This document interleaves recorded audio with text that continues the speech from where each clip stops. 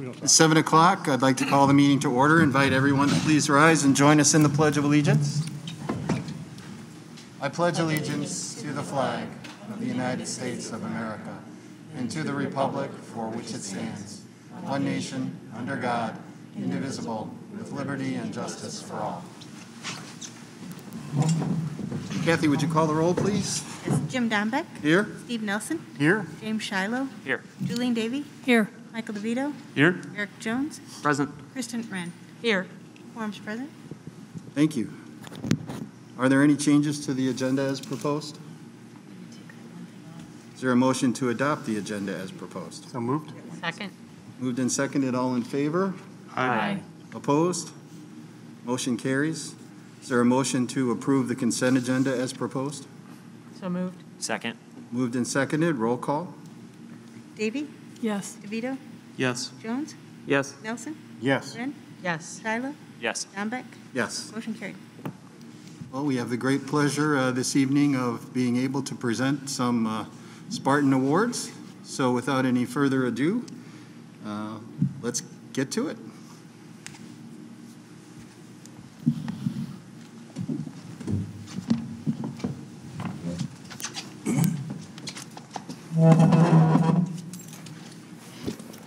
So to begin, we're going to highlight some of our band, choir, and orchestra program members. So to start things off, Mr. Scott Mertens, band director and music department chair.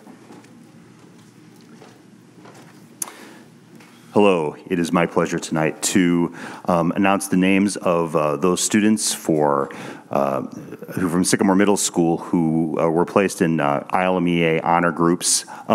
The Ilmea is the Illinois Music Educators Association, and they sponsor 9 district bands, choirs, orchestras, and jazz bands across the state of Illinois. Our particular district runs from DeKalb County west all the way to Galena and the Iowa border, and also the Wisconsin border up north in Rockford. So anyway, these students did video auditions, and we have a proud tradition of having many students that have made these groups and make our music department very proud. So without further ado, I'd like to announce those students from Sycamore Middle School. For band, we have Miss Gianna Huffstetler. And well, I'll say the names and then, we can open up for applause. So Gianna Huffstetler, and then for middle school, we have also Peyton Callwaite, James McConkey, Evelyn Irwin, and Noah Braddock, who cannot be here tonight. And then for middle school jazz band, we have Mr. Ben Fitzpatrick. Congratulations, Ben. There he is. For middle school choir, we have Felipe Beharovich, Eleanor Klasik, Morgan Cook, Lila Hagemeyer, Vega Petzold, Graham Wilred, Clara Worsing. And then for middle school orchestra, and I'll wait for those students. For middle school orchestra, we have Marley Colness, Claire Hua, Lauren Marbury, Maddie Pickard, Tegan Hagemeyer, Callista Morton, and Evan Tanaki. Congratulations to those students from Sycamore Middle School who placed in one of the Ilmea Honor music ensembles. Congratulations to them.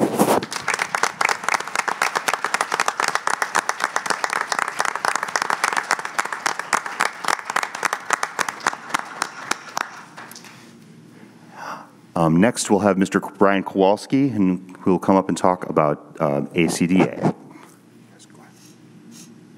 Do they want a picture? You guys get a picture? Okay. All right. Excellent. Hi, my name is Brian Kowalski, and I'm the choir director at the middle school. And one of the other honors opportunities that we've had for our musicians this year has been the American Choral Directors Association Regional Honor Choir. And ACDA is one of the professional organizations for choral directors, and as part of their advocacy, they do outreach to schools and invite students to audition for the honors ensembles that are part of these annual conferences. This year, the Midwestern Conference is going to be held in Chicago next month, and the 8 students that were selected from Sycamore Middle School and High School will be representing not only us, but Illinois as some of the best singers in the neighboring 10 states at this conference. So from Sycamore Middle School, we have Graham Wilbrett, and we have Lila Hagemeyer, Lila Izell, and Jenna Bergman. So I think a couple of them are here. Awesome.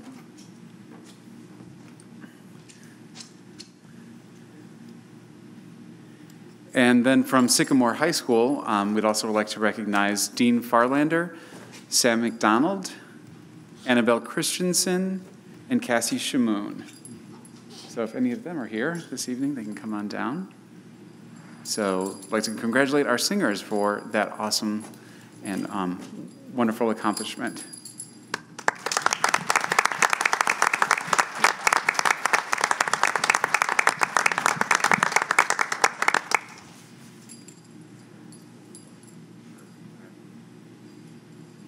We're just going to have a big party down here with middle school and high school. So, my name is Drayton Eggleston. I'm the high school choir director here. Duh. All right, so moving right along.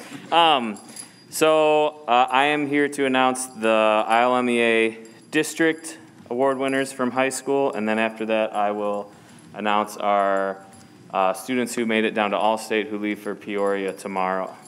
All right, from high school choir, we have Lily Jennings, Lindsay Villarreal, and Annabelle Christensen.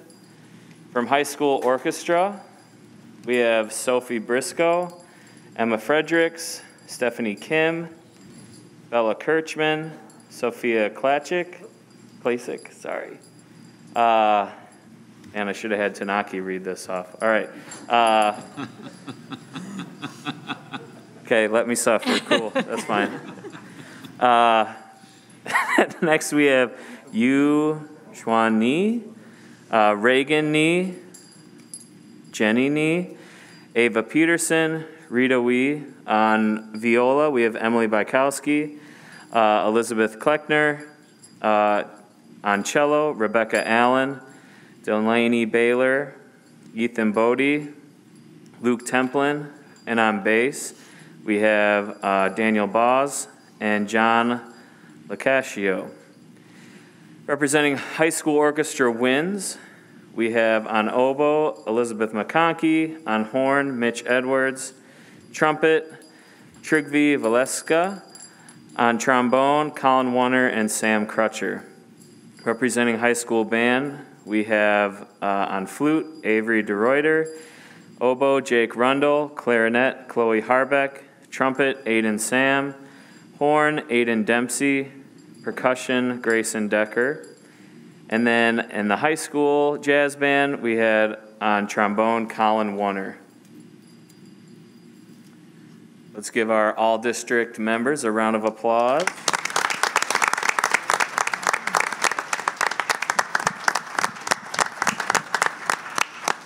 Thank you.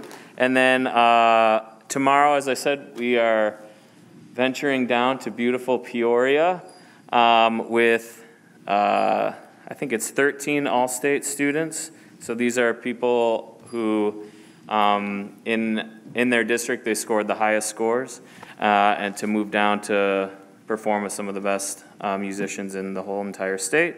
So those students are Sam Crutcher, Chloe Harbeck, Annabelle Christensen, Lily Jennings, Rebecca Allen, Daniel Voss, Emily Bykowski, Stephanie Kim, John Lacascio, Ava Peterson, Luke Templin, Rita Wee, and Colin Warner. So congratulations to our All-State.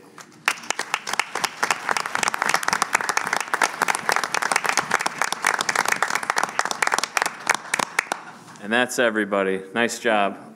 If anybody wants to take a pic now that we have everybody, that'd be great. Send it to our emails.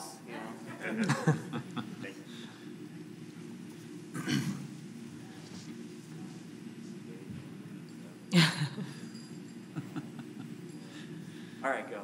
Good job. Congratulations.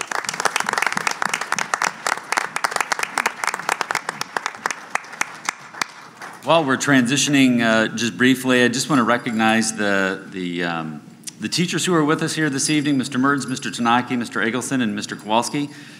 Students don't succeed in programs like this without great mentors and leaders, and just want to thank you for the work that you guys do with our students, all of our students, and thank you for a job well done. Thank you.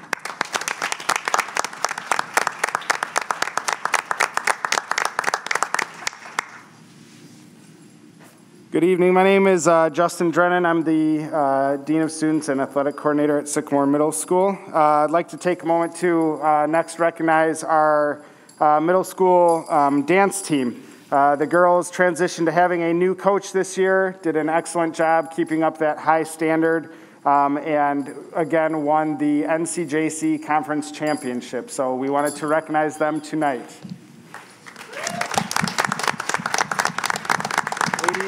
Ladies, as I call your name, come on up and receive your medals. Addison Buckheister, Ava Carlson, Lillian Crome, Morgan Flewelling, Marin Goucher, Lila Hagemeyer, Jillian Hansen, Kylan Hill,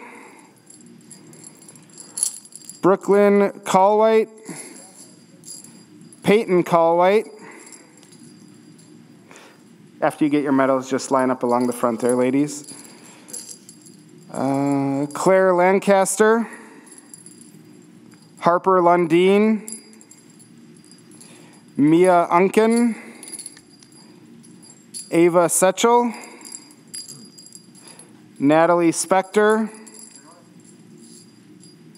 Caitlin Stacy, Madeline Stanek, Charlie Verdone, and Peyton Walsh. Congratulations, ladies.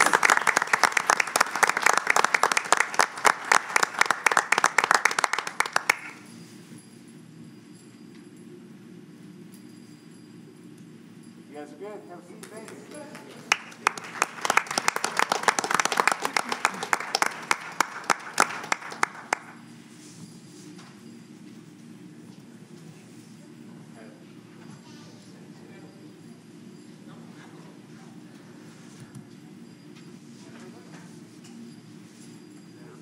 Yep, you're good.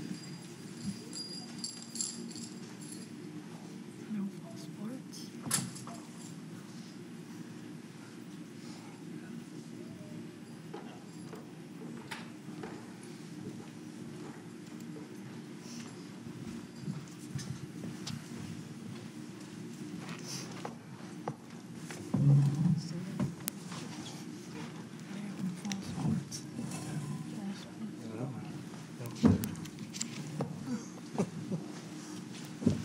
Congratulations to all our award winners this evening, whether they're here or not.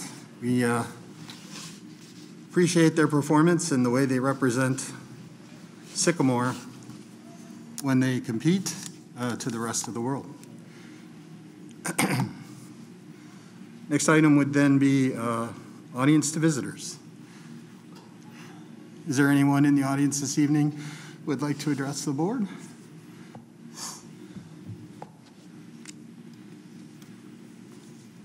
If you would please state your name and avoid any references to individual persons. Okay, my name is Chris Fioretto. I have a senior who is at the high school right now, and I'm not really looking for an answer or anything from you guys, but I'm just making something aware to make sure you guys are aware of a situation going on. There's a big theft problem in the high school right now. My daughter had her shoes stolen out of the girls' gym locker room last Thursday. Multiple other girls had other items stolen out of their gym locker room last Thursday as well as Friday. This isn't an isolated incident. I had a mother from another young lady who is in the 5th period, I believe, if I remember correctly, but she had her shoes and $60 in cash stolen out of the girls' gym locker room. I don't know what you guys can do about this. I know they've talked to Officer Hooper, but something needs to be addressed. My daughter talked to her dance teacher. She did make her aware that the outer locker doors are locked, but there is an issue with some of the locks, and they don't always secure. They're supposed to be locking the stuff, but it's very frustrating that they have to carry a lot of their stuff around because of COVID and all they had their lockers, and so they have a lot more stuff, but they can't always secure their stuff in the lockers in the girls' locker room. So I'm just making you guys aware of this because it's very frustrating, and it's very disappointing because my daughter spent her own money that she worked very hard for those shoes, and to have them stolen, it's just frustrating. So thank you for your time. Thank you. Thank you. Is there anyone else who would like to address the board this evening? All right, then we'll move along to communications, correspondence, and informational items. Letters and newsletters. Certainly had some lists of new legislation coming down the pike. Something to look forward to. Yeah. I say that sarcastically. FOIA requests. There was one. It's been responded to. Committee reports. SEF met last night virtually. We hope to be back in person next month because next month is a grant meeting. We currently do not have any grants submitted, to my knowledge, as of last night. And I think our deadline is the end of January, if I'm not mistaken. So I would encourage anybody, any of the district personnel that would like the grant, we have money available. Let's apply for it, and you'll likely get some of it. So other than that, it was regular business, working with a group to bolster our alumni support. That was one of the goals of hiring an executive director. And we've got an organization that's taking old handwritten records that we have and digitizing them and sorting them so we can actually use them effectively. So at about 11 cents per person, so it's actually a pretty fair rate. So other than that, normal business, and our grant meeting is next month, about a month from today. Other committee reports? I guess I can add, I was at the middle school symphony and elementary band concert last week. Unfortunately, the music teachers have taken off, but the kids did a phenomenal job. But it was mentioned the music boosters are actively looking for more people to help them in their organization. Lots of things that they need to do with fundraisers and whatnot. So I'm going to try and get to one of those meetings here in the near future to see what else I can find out. But they are looking for help, but the kids, as you can see here, are doing an amazing job. Yeah.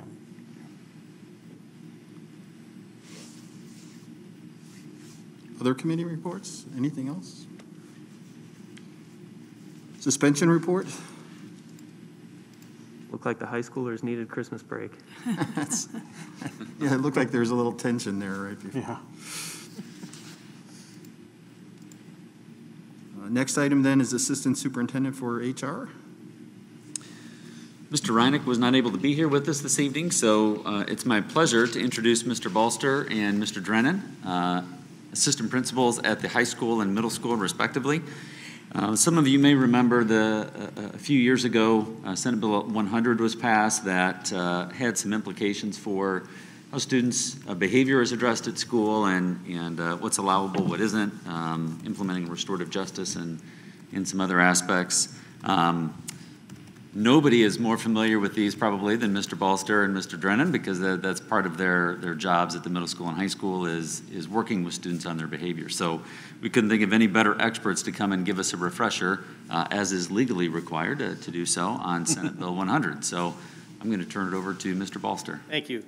So SB 100 has been around 2016 is when it was established. Be very general here. I think it was established because they just wanted to keep kids in school, and probably because of CPS, suspending students out of school multiple 10 days, was considered too long. So SB 100 generally is just basically limit the number of suspensions, out-of-school suspensions, and limiting the number of days students are suspended. Thankfully, Justin and I talk a few times a year just to make sure we're on the same page with consequences and so forth. But When SB 100 came out, we didn't think we had a huge gap to fill because we were already trying to be proactive rather than reactive. And so the relationships and some communications that were already established, we weren't having to suspend students for 5 to 10 days very often. So there wasn't a lot of things that had to be reestablished, but a couple things that we tried to continue to do is meet as many student groups as we can to build our culture. We did have this year, coming from the COVID world, had a gentleman come talk to us on culture. Unfortunately, it was supposed to be 2 weeks ago when we were kind of at a bad time, so we had to reschedule that to April, but we're really looking forward to that. But our counselors, social workers, administrators try to meet with as many student groups as possible, again, to try to be proactive. There does need to be more of us here at the high school to be very effective, but some alternatives that we use at the high school for suspension, we do have detentions before school, after school, and some lunch detentions. We have some privileges here, especially for our upperclassmen, off-campus opportunities that could be taken away in lieu of an expulsion, and we do in-school suspensions also. So again, we try to limit the number of 3 or more days of suspension days. However, on certain consequences, we do feel that 3 to potentially 10 days is significant, is needed. So acts of violence, a student has multiple offenses, drug offenses, something that interrupts the learning environment or poses a threat. So that's pretty much the general synopsis at the high school. I'm going to pass it over to Justin at the middle school. Hey, Steve.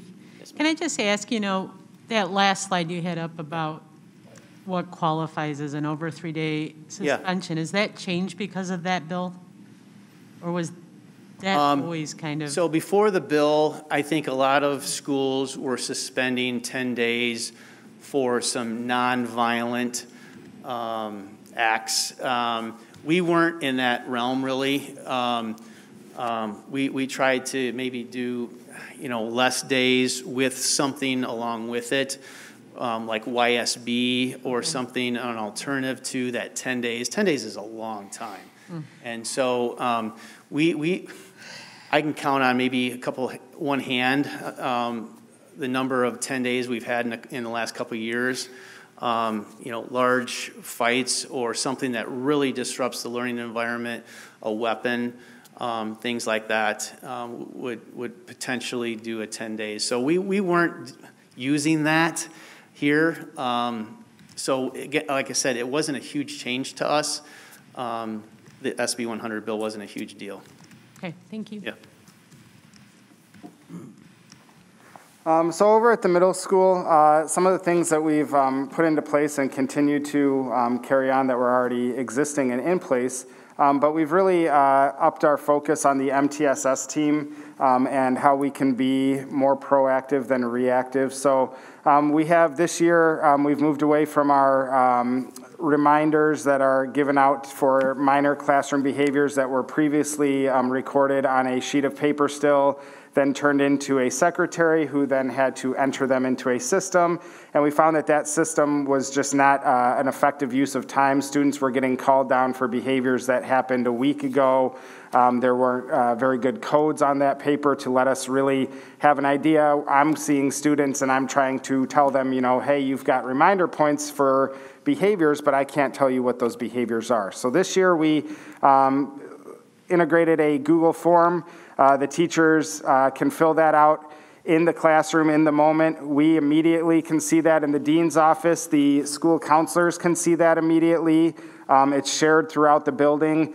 All teachers have access. They don't necessarily have some of the stuff that we have in ISS and the counselors have, but the thought process there is to provide more immediate responses to students who we see might be struggling and having a bad day, might be struggling and having a bad week. The thought being that then the counselors could call them down and kind of have an intervention, or I can call them down and see what we can do to meet some of those needs. So we have felt that the MTSS efforts have really helped with being proactive and kind of getting to some of those behaviors that would have otherwise escalated. So that's one thing that we're really proud of at the middle school. Utilizing, instead of everything coming down to 201, utilizing some of those counselors, social workers, some of the people we have in the building to kind of meet those students' needs rather than waiting for a large discipline event to happen. So again, the goal is to just have meaningful interventions there and timely interventions. As many of you have seen, last year we were very big with posting live events and celebrations at the middle school, focusing on specific targeted behaviors, whether that's being responsible, turning in your homework, doing various challenges to try to get the students engaged, and then live streaming silly events where teachers participate in, whether that's a hot chip challenge or an obstacle course, to just kind of try to build that morale and to highlight students who are behaving appropriately and are doing what we would like them to do, so that we kind of shift that paradigm from you're only getting phone calls home when negative things are happening to, hey, let's start to really celebrate that positive and the things that we like in our building, so that that can be brought to light as well. Students still can earn recognition points, which can be used to purchase different items, to attend events. So we're using all these efforts to kind of drive our discussions with how do we best support students. And again, the mindset there is hopefully, we can minimize some of these discipline events and realize when we have students that are struggling and what we're struggling with as a building to address that much more timely manner. That being said, we do still have suspensions from time to time. After suspensions, both at the high school and at the middle school, we do utilize reentry meetings, having safety plans when necessary, where the counselors are involved, somebody from the discipline office, myself, and we kind of go through a list of expectations to best integrate the kids back into the building and make sure that they're successful when they come back. And then again, just really hitting those positive efforts. So we want to highlight and celebrate when they're meeting expectations and kind of start that process of building them back up instead of only focusing on the negative. So some of the things that we're doing at the middle school and at the high school. Do you guys have any questions for myself or Steve? Well, I was going to ask if have the interventions been successful in your experience? Yeah, I think that it's really helpful sometimes as well. The nice thing that I like about the interventions is that students aren't always coming down to 201 where they walk in and, it might have in the past been, well, what did I do now? What consequence do I have? Now we're utilizing some of those counselors, so they're not getting called to 201. They're going to the counselor, and instead of having this notion of I'm in trouble and putting the defense up right away, there's a conversation of, hey, we notice you're struggling, and it might be something like you're tardy 8 times this week, and we need to figure out what can we do to help you so that you're not struggling with tardy. So it's not always huge discipline things, but we can just address those in a more timely fashion.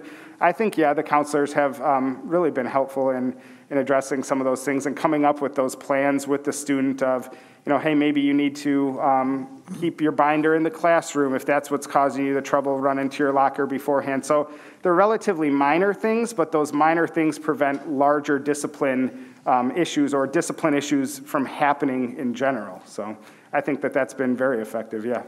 Do we keep a record of how many interventions? We do. So on that Google sheet, we have a highlighting system to notify the counselors and for our own record keeping. Once a student gets 5 reminders, then they would be either talked to by myself, a counselor, a social worker. They can also be called down prior to earning 5 reminders, but then they would reset and start back at 0. So the counselors will highlight names with a certain color to signify they've had an intervention and they've seen them. I will highlight certain names after they've come down to 201. So that way it's very apparent scrolling through this list of who has been seen, who hasn't been seen. when I get a discipline notification, I can reference that list and see, okay, we kind of dropped the ball and we didn't catch this student, they fell through the cracks, or yes, the student has already had an intervention with the counselors as well as now continue to earn reminders. So it really helps to see our successes and what we need to improve upon catching students before they get called down to 201. So that leads me to two additional questions, sorry. But the first would be, do you have like a caseload, like a report of how many interventions occur each day so that we could, as a board, look at what the caseload looks like for the people who are doing the interventions? I could get you the data, yeah. I mean, we have it saved on that Google form on a quarterly basis, so yeah, I could get you guys that data for sure. And then the other question was, and I was almost hesitant to ask this, but you used the word success, successes. Is there any kind of records that you keep that show that this, you know, what the successful ratio is as opposed to the non-successful, unsuccessful? Well, I guess, and again, that success would be kind of a I know it's subjective. Term. So what? Yeah, subjective in that. But you know, if I were to be late, or I'm on the list for being late and tardy to class 3 times, or by consistently not having my materials brought to class, how we are measuring successes is, all right, you know, Justin has been unprepared for class 3 times. He just had an intervention with one of our counselors. The following week, we see that that number has dwindled down to 1 or has, you know, gone to 0. So it is a subjective measure, but we are looking to see, you know, the hope being that after they've had that intervention or after they've come down and talked to me, that we do not see their name consistently keep coming back for the same thing. So it's a subjective thing, but yeah, I think that it's been helpful. Well, it would be kind of nice to know that. If I mean, I know that would be hard to quantify, but if it could be quantified in some way, that would be nice to see that as well. And I tried to quantify. It's not really fair, I don't think, but like pre-COVID. I agree. I understand. Pre-COVID versus, you know, now, and we have the numbers, and you know, I think the school kind of mimics what's going on in society, where civility, you know, we kind of have to reteach some of that. And currently, you know, we still have almost half our building could potentially be middle schoolers, you know, as far as being in a school. So just trying to reteach that, and hopefully this spring we're going to bring over our 8th graders. We haven't done that in 2 years. They don't know how to be a high schooler, especially that crucial freshman year, first semester, and how to act or not act. And so by having our leaders teaching the younger ones, we haven't had that, and that's been so frustrating. It's getting better, but it's taken a while, and you guys see the numbers and the letters and so forth, and we try our best not to send you those letters. Well, I will say that the suspension reports have been not too bad. You know, I like to see them blank all the time, but really that's, you know, a pipe dream in some ways. But they've been much better than maybe in years past, so you must be doing something right. But, you know, then you got to a point, Steve, that I was going to ask another question about, and that is, do you see patterns in these interventions that draw out different topics that we do need to educate on, or that we do need to maybe address as a group as opposed to just doing individual? The biggest thing is hitting the freshmen. We have to hit the freshmen with what is right and what is wrong. And we unfortunately, you know, we've had a couple years where it's been really difficult to do that. And I think, can we do that at the middle school level at all? I mean, is there something that the middle school can help out with on that? So we do meet as an MTSS team, and then we utilize the time on Thursdays. We discuss, hey, we're seeing these trends, and maybe we can do a variety of things. We can use some cool tools and go reteach to the grade levels. We can make this reoccurring trend our theme for the quarter moving forward, that we want to focus on this theme. Elizabeth Herkler, recently started posting where the students have a message from her, something to think about every day about empathy or different topics that we want. So we are trying to actually take the data and have some meaningful discussions and then make some impact based off the data that we're using. So that's the goal of this whole process, is to let that data drive how we can improve our delivery to students and what we're doing for students. Great. And I wasn't implying that they weren't doing anything. No, I did not take it that way. I'm just. It's, you know, they got to mature, and sometimes we got to teach them how to act the way they should be acting, and so. Yeah, no, I get it. But I'm just, from the board's perspective, I'm just trying to struggle with maybe trying to get something to help me, grasp this a little bit better. So. It's kind of slippery.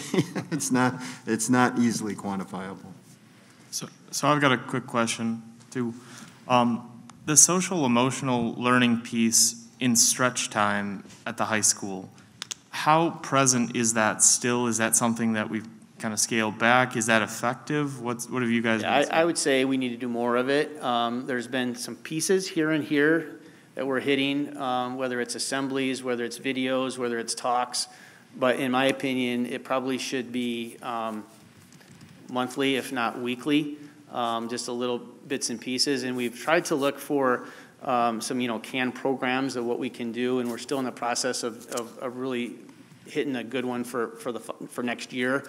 But I do think that we do have a couple things lined up for the spring semester during stretch to hit those SEL goals. Okay. Yeah, and I had an opportunity to observe a couple of classes at the high school last week, it would have been, and I was shocked to see the amount of, I'd say, just disrespect to authority figures that some of the students had, and out of the control of a teacher's classroom management skills. You said something that really resonated with me, which is a lot of these students in this time off, they've lost that element of what it's like to be a respectful citizen to others, to other people, to their teachers. They have this. So for me, it's really concerning now as we're kind of reacclimating students back into the classroom. So I really hope that stretch time that we can see some more SEL, that we can see some more of that stop, name your feeling, calm down type. Culture shifting info. I don't know how I hope it's effective. It's the only thing I think in the toolbox now, especially with the constraints that the state puts through in terms of proactive justice. Totally agree. We got to shift their mindset. They see it everywhere, right? Yeah. You can act like this outside. TV, they can act like this. Why can't we act like this in the school? Yeah. And so you really have to combat that. How they're and it starts at home too. Yeah. I think that's another thing people dismiss is that the students you send to school, they may give you one set of expectations at home, but at school it's a totally different thing. So hopefully that's something that we can impress upon them. So and kudos to you for the job that you guys have been doing so far. I know it's no easy task. That dovetails into my question. So how do you balance trying to being positive and meeting a student's needs, whether it's just trying to calm them down or social emotional issues or whatever the issue might be, with accountability without undermining the teacher's authority in the classroom? So if they go down to a counselor and then they're right back in the class before the end of class time, doesn't that kind of undermine that teacher's authority in that classroom, that they've gone through 3 or 4 steps to have them actually sent to the office, however that procedure is, and then if they end back up in the classroom again? I try to go about it a little bit differently, and that is you send them to me because there's something wrong, right? Mm-hmm. What's your goal? Is to not let them do that again. Right. So let the counselor, let myself, Justin, let us try to put a discipline in place or a talk. And that's the thing, fair and equal aren't the same. And so that's what you're probably talking about is, I want to do something to this kid. It may be positive, it may be negative, but I also want to support the teacher. So where you balance that? And sometimes you're going to maybe make one of the groups a little upset. But again, our goal is always to let learning happen, So that may mean different for different kids. I know at the middle school, to touch on that, if a student is sent to the counselor's office or to have an intervention, typically that's more of a situation where we are trying to be proactive. If a student is written up, they will come down to me, but I think the main thing is to try to shift our thinking process as teachers and educators from, this student is consistently late to my class, he has had 7 detentions, and can you believe the audacity, he's still late to class? Well, we need to start saying the 7 detentions have shown us from the data that this has not changed his behavior. So now what can we do while still handing out consequences when necessary to help? Because if we continue to detention, and we are shocked every time that the student continues that behavior, we are failing that student. So we're trying to mesh that, what Steve is talking about is kind of mesh where we support them while still holding them accountable, but consequence has been proven to be ineffective in ultimately long-term changing behavior. So we're trying to kind of balance that, and that can be tricky at times. One thing that's really worked about discipline that really you wouldn't really think about 10 years ago is, God forbid you take somebody's phone away from them for a day.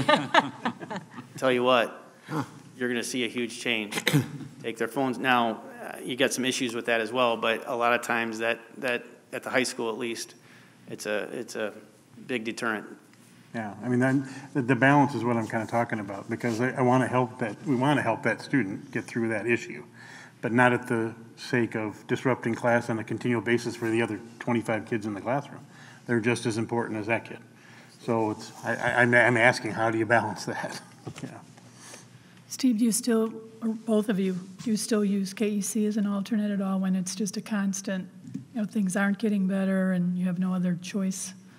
Yes. So Kishwaukee Education Consortium, sending a student there to do, education here versus education there. If a student continues to do something that gets suspensions or the grades or a combination of the two, we have about 8 to 10 spots at KEC that we pretty much fill on a yearly basis. So yes, that I like to use it, but sparingly, obviously, and I don't think that's the answer for everybody. We also have, at the high school, we have Spartan Academy, which is our night school for especially juniors or seniors that are close. That just, this isn't for everybody, and they can't seem to get it right. And so this is a way to get their education in a little different hours of the day.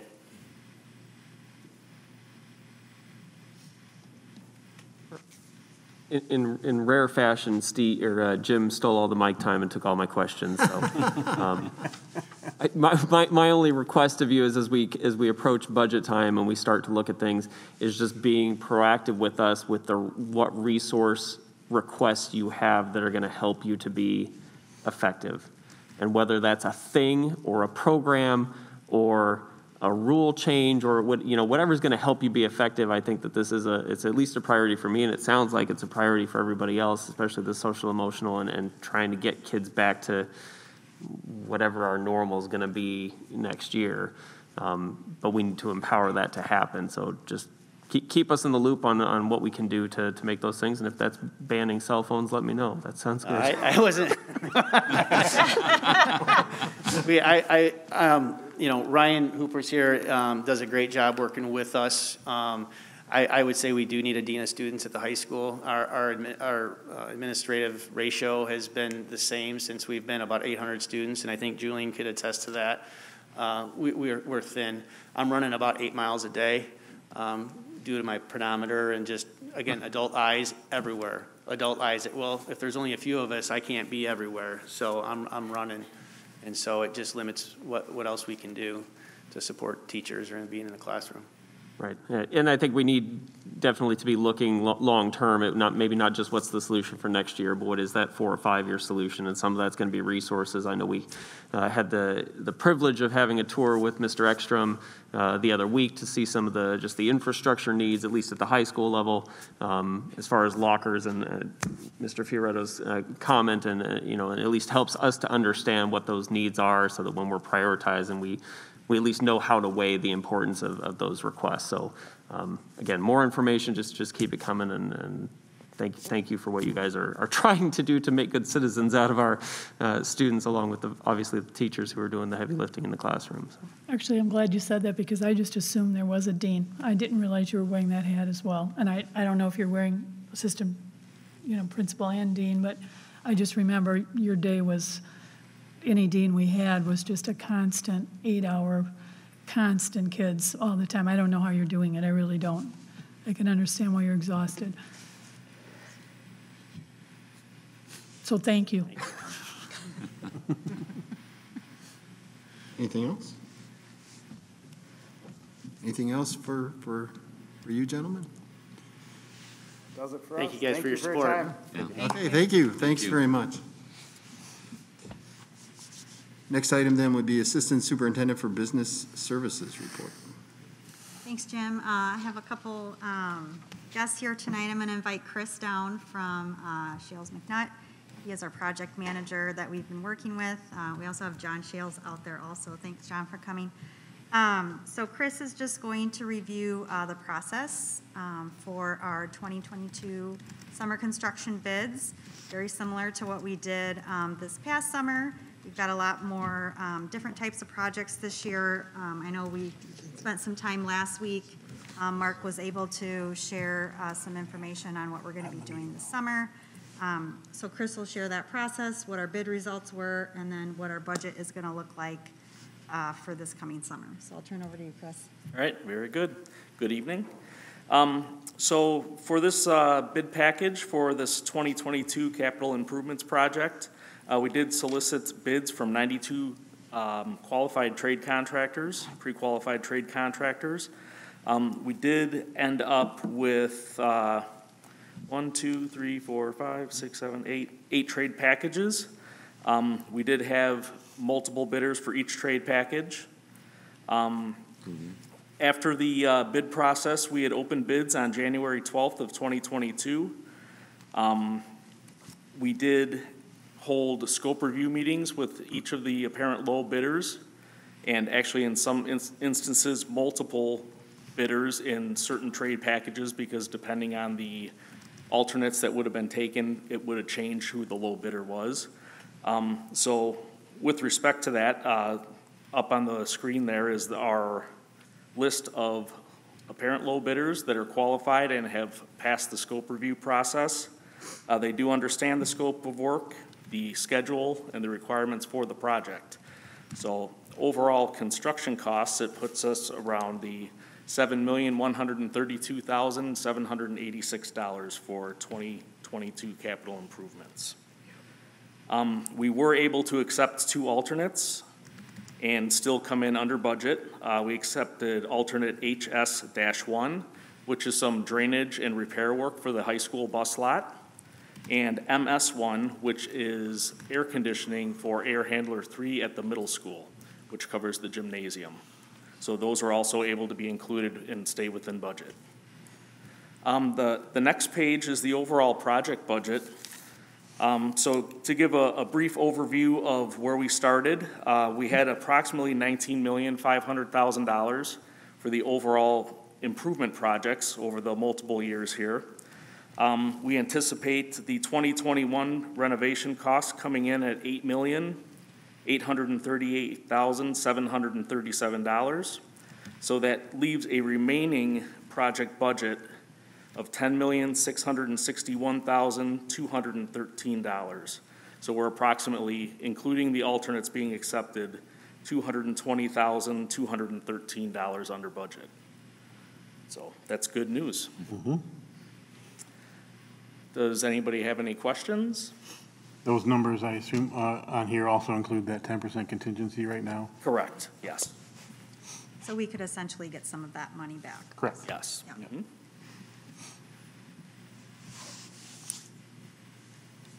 So I would just make the recommendation tonight for the board to approve these bids for 2022 construction. Is there a motion to approve the recommended bids as presented? So moved. Second. Moved and seconded. Discussion? Questions? think we should just add at this interjection or this point in this junction that we did have a tour, as you alluded to, Eric, a tour of the building at our workshop, and really got a firsthand look, I think, at all of these projects and the needs for repair. So to a certain degree, that tour was worth 1,000 words or more, 10,000 words maybe. Any questions? Roll call? DeVito? Yes. Jones? Yes. Nelson? Yes. Wren? Yes. Shiloh? Yes. Davy? Yes. Dombeck? Yes. Motion carried. Thank you. All right, thank you. Thanks, Chris. Thank you. Next item is the superintendent's report. But I couldn't think of a better segue than your comments, Jim, about the board admin workshop. Just as kind of a review, not necessarily for the board, but for the members of the audience, as well as people who will see this recording after it's posted. Last Tuesday evening, we did have a special meeting. The board met with Mr. Ekstrom, myself, Mrs. Stuckert, and Mr. Reineck were there. I think Roxanne was there as well. A couple of extra people. So the basis of that workshop really was to walk through the high school and kind of look in all the nooks and crannies and classrooms and see the work that needs to be done at the high school. The school district has invested a lot in facilities over the last several years, especially last summer and this coming summer. A lot of that money was spent at K-8, at the K-8 level, although a lot of it was spent at the high school too. The high school is the one building that really needs a lot of attention. And in the coming months and the coming meetings, we're going to need to return to that walkthrough, what we saw, and add to that how what kind of options we have in terms of paying for the renovations at the high school. So with that, I would pause for just a second and see if there are any questions or comments from the board regarding the workshop last Tuesday.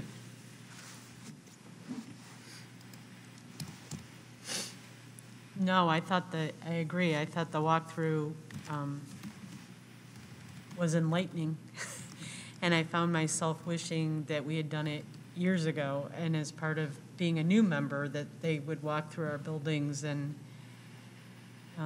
that any time that there's work that's necessary, that we would do that kind of thing, because it does. It spoke louder than any presentation here. Yeah, and I think one of the things that we've always tried to do as a district is to get the longest use out of our buildings, to keep them in the best condition that we possibly can afford to do, and to try to just lengthen the life of every building that we have because of the value that's within the building. Not only a monetary value, but also an emotional value for those people who've gone to school here and gone on, and for those people who we're educating now, who are, we're trying to bring the best facilities that we possibly can to bear so that they can feel safe and secure and feel like they're in an environment that promotes learning. So in order to do that, a lot of these projects are clearly infrastructure projects. That need to be done to just kind of preserve this building so that we can continue to use it year after year after year. And I think we've proven that with the middle school, that with our elementary schools, our older elementary schools, that as long as we keep the buildings in good shape, as long as we continue to maintain those buildings, as long as we make sure that they're watertight and that they meet current standards, that those buildings will be around for a long time to serve us. And in the long run, that's going to save a lot of money for the district. It has in the past, and it will continue to do so into the future. So some of these sums that we're looking to spend, they look like a big ticket, and they definitely are. But when you amortize those over the years of use that we'll get out of the building, it's really a bargain as opposed to building another building or even going down that road. If you saw the cost of what it costs to build a new high school that would just be the equivalent of this building, it's remarkable. So I think it does make sense to continue down this path and to continue to maintain our buildings in good fashion and to make sure that we get the best use out of those buildings going forward. Yeah, it was even helpful for me, and I look at this stuff on a daily basis myself, so it was good to see that. It was helpful to see what the specifics were at the building.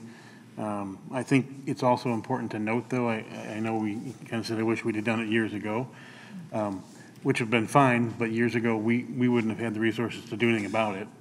True. So I think it's important to know that it's not neglect. It's getting the most out of the building as long as you possibly can. It's this building's turn. Yeah, it's this building's turn, and we've strung this building out about as long as we can go at this point because we were in, a financial situation where we couldn't be spending that kind of money or didn't have it available to spend or to even bond for it. So I think it's important to know that, and as well as, like you said, a replacement building would be lovely. I'd love to build a new high school here. It'd be fantastic, but I would say, and John, you could probably jump in, somewhere between $90 and $100 million to equal the square footage of this building, and that would not include your utility infrastructure or the purchase of a site. So this is a bargain compared to that. And we have several more years of work to do here, but irregardless of that, it's still going to be a bargain as opposed to building a new building. So. Yeah, I totally agree with you. I didn't mean to imply that there was, neglect on anyone's part. I think the difference for me, and perhaps it's because I'm not in this business, to be able to see, I even remember a roofing project a couple years ago here at the high school, a small roofing project, but to see those things in person rather than a small picture on a screen makes all the difference. Mm-hmm. And to, we were in the science classrooms. I've not been in a science classroom here at the high school since I graduated from here 40 years ago. They look very much like they did when I was here, which is a testament that they've been maintained and cared for. Yeah. But then you also realize they probably don't work like they should. There's probably things that have rotted or are draining into other offices, and they definitely need work.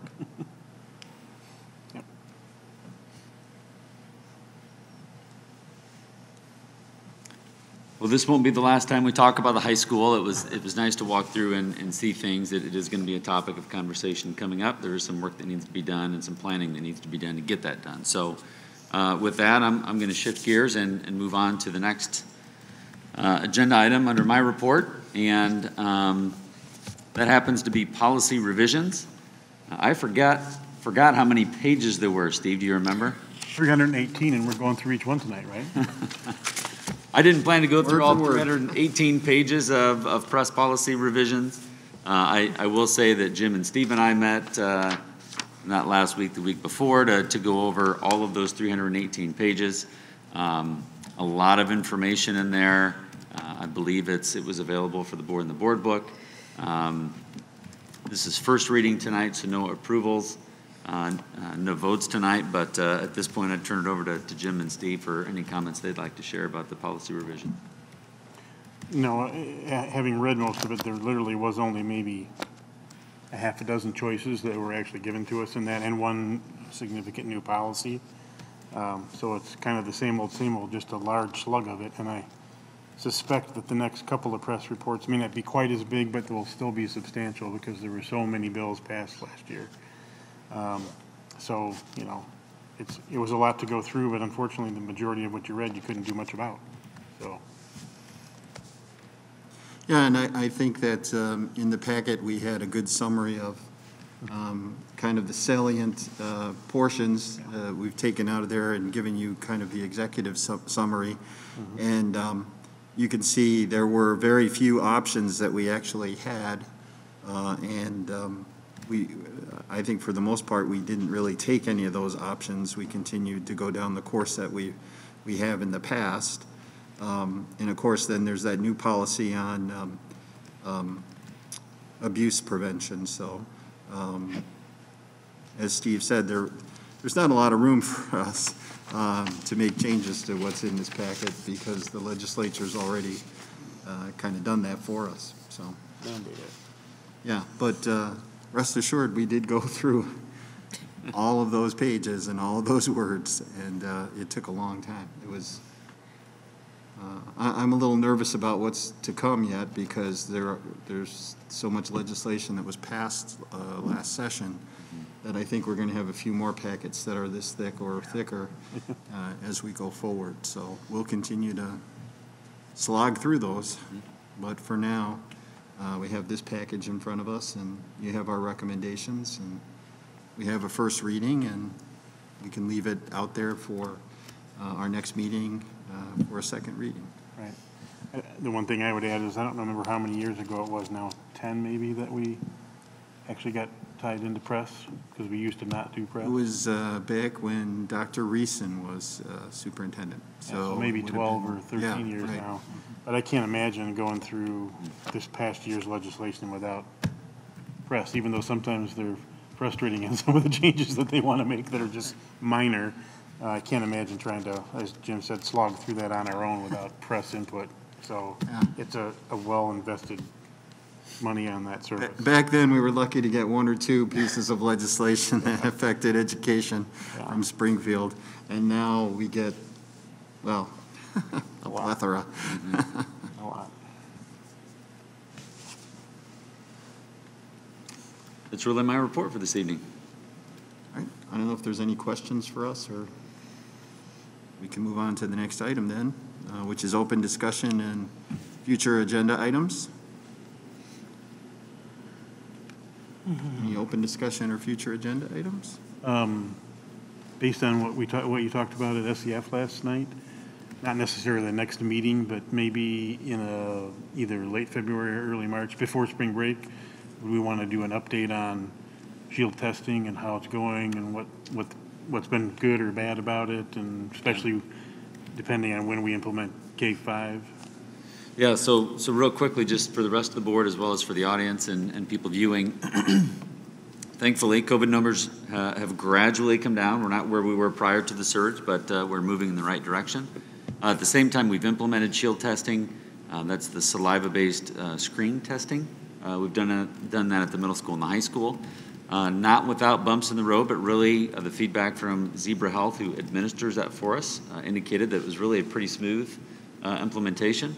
We'll do that again tomorrow and Thursday, and the next step will be to implement K-5. So probably I would say a couple of weeks off at least from K-5, and there may be a change in the model there, but until we get a little bit more information from SHIELD, not ready yet to kind of move forward with that at this time. But that will be next. We'll continue implementation at the high school and the middle school, and they were able to catch some individuals who were COVID positive, didn't know it, weren't really symptomatic.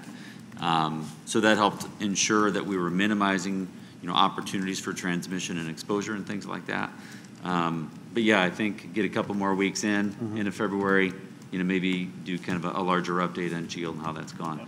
The other thing that we're getting is really good data from that SHIELD program.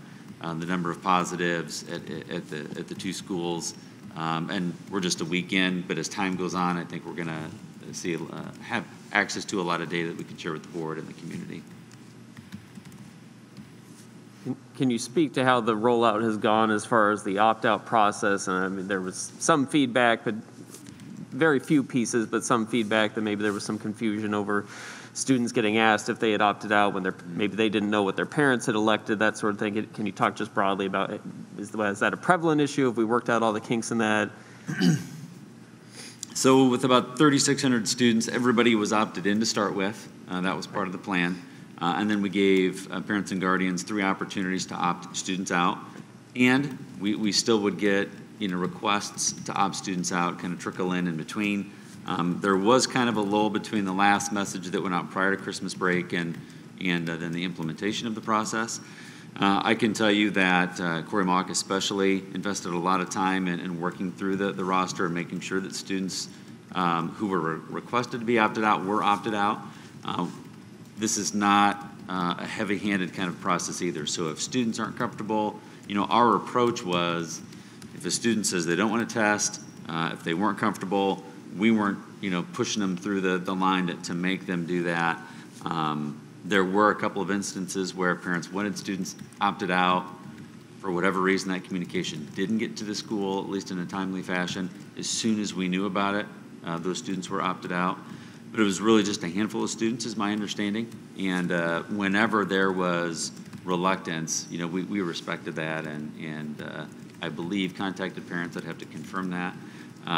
Our intent is to give everybody the opportunity to do that, but not to force everybody to do that. Is there an instance where a parent would opt their student out, but the student would say, I want to be tested? And who has the right, I guess, to make that decision in that situation, or has that not come up? That's not come up to the best of my knowledge. Okay.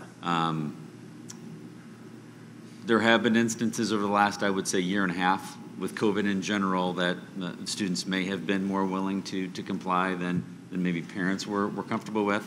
We did our best to respect parents' wishes and encourage those conversations to happen at home. We haven't had that instance occur with SHIELD. Unless the student was at the high school and was 18 or older, we might get into this gray area where they wanted to participate, but the parents didn't want them to. In general, we've still respected parent requests, even when students were of that age, but if they really push the envelope, they do have a legitimate legal right to make that decision for themselves. So we haven't gotten there yet. If it's a 12-year-old or a 10-year-old that wants to test and parents have told us no, the answer is no. We opt them out and we respect that. Willing to have a conversation about that if the parent is willing to do that, but at the end of the day, parents get to make that decision. Okay. So this is going to kind of sound funny to say because we've been talking about when is SHIELD going to get here, when is SHIELD going to get here, timeline, it's been pushed back, now SHIELD's here. Mm-hmm. So I'll ask the question, when do we think we're not going to need SHIELD anymore? I know that's a loaded question, but so now that it's here, when can it go away? That's a really good question, and I'm going to do my best to read the tea leaves and give you my best speculation. I think it's a process that's going to need to be in place at least for a couple of months, maybe for the rest of the school year. My plan right now is to have it in place until the end of the school year, and then kind of assess where we're at, what the need is for next school year. If there are a turn of events this winter, this spring, that really doesn't necessitate us using SHIELD any longer, then we'll assess that when the situation arises. When SHIELD was first offered as an opportunity to schools, there was a requirement that schools had to commit to a certain timeline, to a certain number of tests per week, things like that. SHIELD has really removed all of that. So it really is, they'll test as many students as you want. You have to have so many students to make it worthwhile to come out and really get a read on. The reason that we're testing unvaccinated students is to kind of get a read on percentages and what the likelihood of transmission is. If there comes a time that we don't need to do that, the nice part with SHIELD now is that we call them on Monday and say we're done and we're done. We really can cut ties that fast if we needed to. But now that it's up and running, we've seen the ability to identify students and individuals, because it's not just students, it's staff. Eventually, we want to open that up to volunteers also who have been able to come in and give them the opportunity to test and meet that mandate. We're seeing some of the benefits already, but you're right, at some point, it's not going to be needed, and whether it's mitigations being rolled back and it just isn't necessary anymore, or we get to a point here locally where we just don't feel like it's going to fulfill a need that we have any longer, we'll make that decision. Right now, my plan is to have it in place for the rest of the school year until we get to the end of the 21-22 school year, unless circumstances change during this winter or spring that just don't make it needed anymore. And my understanding is it costs the district nothing. You can opt out if you don't want to do it. Mm-hmm. And I talked to a few students who did the shield testing. I think they do it once a week on Thursdays at the high school. My understanding is they haven't rolled it out at the grade schools yet. The only thing that I heard in terms of negative feedback was it's hard to drool that much into the tube. So they're working on it. And so I actually had to do the shield testing over at Kishwaukee, and I watched the whole thing. And I find cinnamon rolls help. Yeah. So but all kidding aside, I guess my only big fear would be then at the grade school level, taking away from instructional time.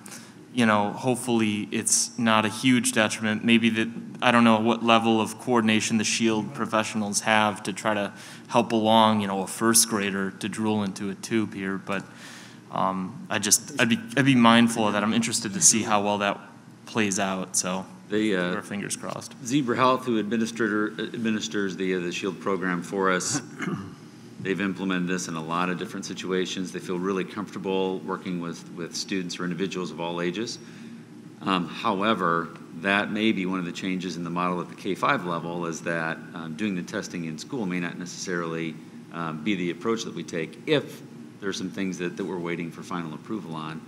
Students may be able to take those test kits home, collect the sample at home, and then bring it into school. So all that.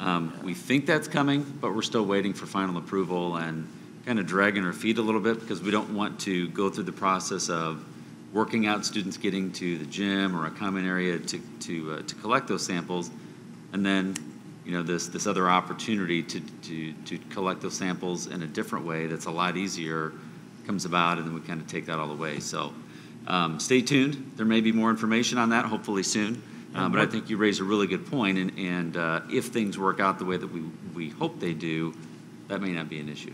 Yeah, more choices, less work for staff. That sounds like a win-win. So, and less disruption of the learning process, which is what we're looking for. Mm-hmm. Yeah, Steve, if I can add to that, I do have a slight concern just as we move down to the younger kids, where maybe there's more sensitivity from parents, less independence from a student standpoint to be able to do some of this stuff. I'm a little bit more concerned about how that K-5 rollout might look. I'm also just concerned because we have 5 different elementary schools, and that program might not fit the same model in every school. So I guess I would invite or encourage you to set up maybe more of a workshop type meeting as early as possible, where maybe we can meet collectively as a group with some of those elementary leaders, and if they want to send one person, or if all the building people want to be there along with you, and just talk through what are the challenges that we might face and how are we going to ensure that there's a smooth rollout for that population that might be, like I said, just a little bit more impacted from a day-to-day standpoint, or have parents that might be more sensitive to any mishaps, and just to ensure that we do that as smoothly as possible. Yeah, we've had conversation about that already. I saw Mr. Janish come in, and we've had that conversation with K-5, just kind of what we think it's going to look like based on what we knew at the time. Again, if some of these changes come to bear, I think it's going to make it a lot easier. But one of the things that we did with the high school and the middle school administration was, once we were ready to really move forward, once we got the green light, sat down with them and kind of talked through, what does this look like? And they really came to that conversation with a plan.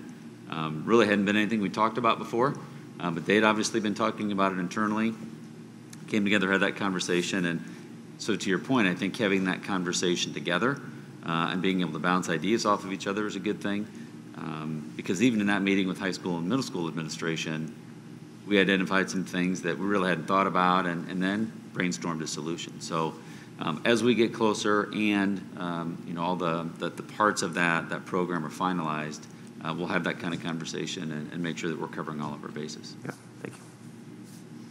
I guess the one comment that I would have is that I wouldn't be too quick to part ways with SHIELD because of the amount of time it took to get them on board in the first place. And, if we cut ties and then we need them again, it might be a long time before they come back around again. So I'd like to keep them on the hook for as long as possible. I agree, as long as it is meaningful. One of the questions, there's a lot of talk about what does the endemic phase of this, of COVID look like, and we're not there yet. Clearly, we're not there yet. I think those conversations are going to tell us what the mitigation measures look like, how far we roll back, and what's it going to look like when there's another surge.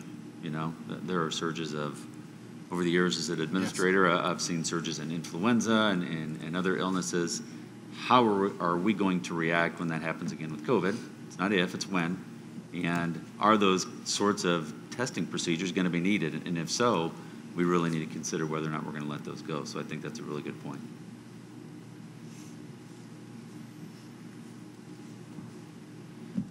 Kind of took over open discussion, but I'm going to turn it back over to you, Jim. Okay. Any other items for open discussion or future agenda items? Okay, then is there a motion to go into executive session for the consideration of matters related to the appointment, employment, discipline, or dismissal of personnel, negotiations, and imminent litigation? So moved. Second. Moved and seconded. Roll call? Jones? Yes. Nelson? Yes. Ren? Yes. Shiloh? Yes. Davy? Yes. DeVito? Yes. Dombeck? Yes. Motion carried.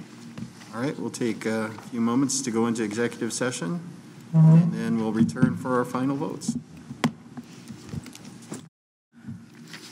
All right, we're back in open session. Is there a motion to approve the personnel report as presented? So moved. Second. Moved and seconded.